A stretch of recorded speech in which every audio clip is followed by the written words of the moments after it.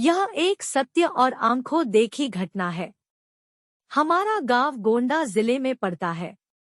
यह उस समय की बात है जब गांव में 18 से 19 साल की उम्र में सब लड़कों की शादी हो जाती थी। उनमें से एक मेरा मित्र रमाकांत भी है। उसकी शादी 3 साल पहले हो चुकी थी और अब उसका गौना भी आ गया था। उसकी बीवी बहुत निडर थी। इसको मैं निडर इसलिए बता रहा हूँ कि उसकी निडरता एक दिन बहुत भारी पड़ गई थी। 3 से 4 साल पहले तक गांव की अधिकतर औरतें सुबह सुबह उठकर लोटा लेकर नित्य क्रिया के लिए कोई खेत में तो कोई खुले मैदान में जाती थी।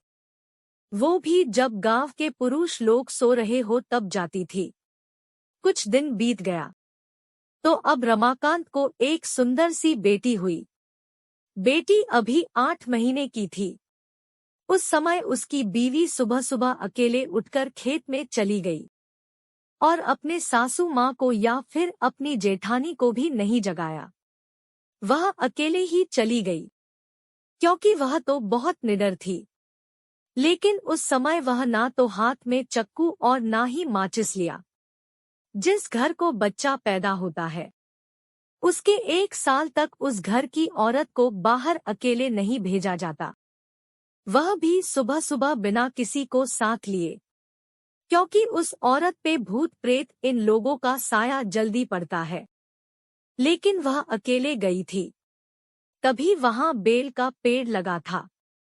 उस पर एक चुड़ैल घूम रही थी जो इसके साथ नहीं आना चाहती थी, लेकिन फिर भी वह आ गई। जब रमाकांत की औरत खेत से आई तो लौटा फेंककर पलंग पर बैठकर गाना गाने लगी।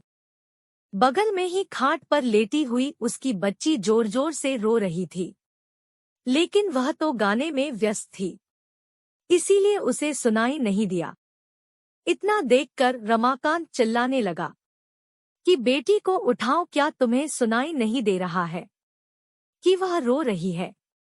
फिर भी बीवी ने जवाब नहीं दिया। तब तक रमाकांत की भाभी आ गई और वह समझ गई कि यह कौन है और रमाकांत को इशारा किया कि जाओ दादाजी को बुला लाओ। इतना सुनते ही रमाकांत समझ गया कि मेरी बीवी के ऊपर कोई चुड़ैल का साया है। तभी भाभी ने दादाजी का नाम लिया। तब तो रमाकांत पलंग पर बैठकर दादागिरी झाड़ने लगा और बोला कि तुम कौन हो? यहाँ पर क्यों आई हो? क्या तुम मुझसे शादी करना चाहती हो? तब तक गांव की कुछ औरतें और कुछ पुरुष मजा लेने के लिए इकट्ठा हो गए। चुड़ैल ने कहा कि मुझमें तुम्हें क्यों दिलचस्पी हो रही है? क्यों मुझसे शादी करने के लिए आतुर हो? तो रमाकांत झट से बोला कि मैं कुछ काम धंधा तो करता नहीं, लेकिन अगर तुम साथ रहोगी तो धन दौलत लाती रहोगी। चुड़ैल ने हंसकर बोला, ऐसा कुछ नहीं होता। हमारे में भी कोई ना कोई मुखिया जरूर रहता है जो धन दौलत की रखवाली करता है। तुम चाहो तो हमारी दुनिया में चलो, तब मैं तुम्हें सब कुछ दूंगी, पर अभी नहीं क्योंकि तुम जीवित हो। रमाकांत समझ गया कि अब मेरे हाथ कुछ नहीं आने वाला है, तो उसने बोला कि ब्राह्मण परिवार में आते हुए तुम्हें डर नहीं लगा? और नीचे बैठे हुए सब लोग मजे लेते हंस रहे थे। तब तक दादाजी भी आ गए और बोला कि यहाँ से सब लोग हट जाओ और अपने अपने घर जाओ।